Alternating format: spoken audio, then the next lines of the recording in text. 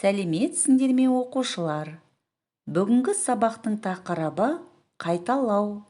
Бүгінгі сабақта менің отаным Қазақстан бөлімі бойынша алған біліміңді бекітесің. Бірінші тапсырма. Сурет бойынша бағытты түсіндір. Оқушылар, ойланайық.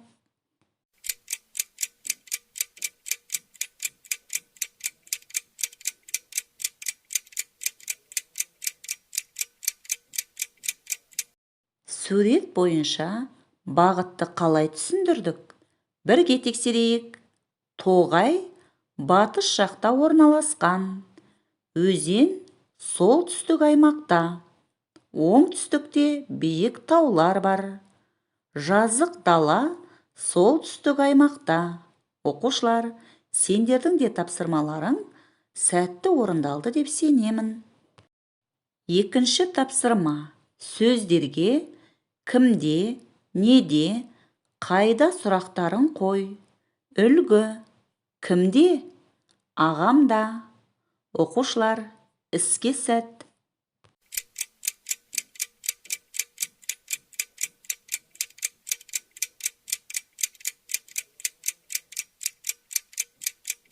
Сөздерге сұрақтарды қалай қойдық? Өз жауаптарыңды біз ұсынған жауап нұсқасымен салыстырып көріңдер. Кімде? Ағамда. Неде? Кітапта. Қайда? Көшеде. Қайда? Орманда. Қайда? Ауылда. Қайда? Жайлауда. Қайда? Ағашта. Қайда? Тауда. Қайда? Өзенде.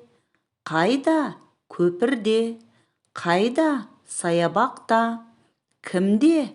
Қызда. Кімде? Атамда. Қайда? Жолда. Оқушылар, сендердің де тапсырмаларың дұрыс орындалды деп сенемін. Үшінші тапсырма. Мәтіндерді оқы және суретін сал. А нұсқасы.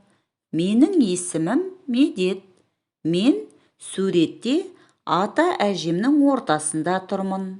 Атам менің оң жағымда, ал әжем сол жағымда тұр.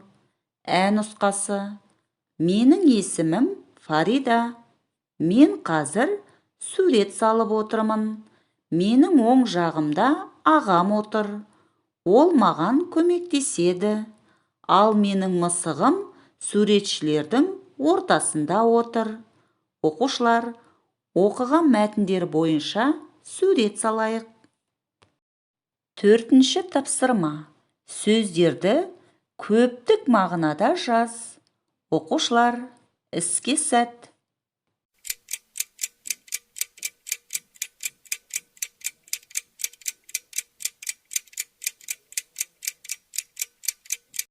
Сөздерді көптік мағынада қалай жаздық? Бірге тексерейік. Аймақтар, халықтар, өлкелер, таулар, көрмелер, көлдер, көшелер, түйелер. Аудандар, ұлттар, ауылдар, далалар, тоғайлар, орындар, ағаштар, күндер. Орталықтар, тілшілер, көпірлер, қызғалдақтар, өзендер, тулар, кемелер, пішіндер. Оқушылар, сендердің де тапсырмаларың дұрыс орындалды деп сенемін. Бесінші тапсырма. Сөздерді тауып оқы. Оқушылар, ойланайық.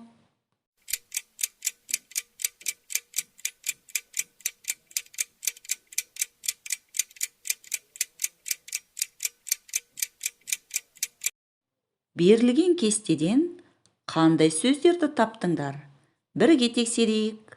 Ау, көл, дақ, тіл, барыс, халық, от, орын, кеме, үй, үш, ту, әнұран, Оқушылар, сендердің де тапсырмаларың дұрыс орындалды деп сенемін. Бүгінгі сабақтан не үйрендік? Менің отаным Қазақстан бөлімі бойынша алған біліміңді бекіттің. Енді жетістік баспалдағы арқылы кері байланыс жасайық. Бүгінгі сабақта барлықтарыңның білімдерің шыңдалды деген ойдамын. Үйге тапсырма. 4-ші беттен 19-ші бетке дейінгі жаңа сөздерді жаттау. Оқушылар, сабақ аяқталды, сау болыңдар.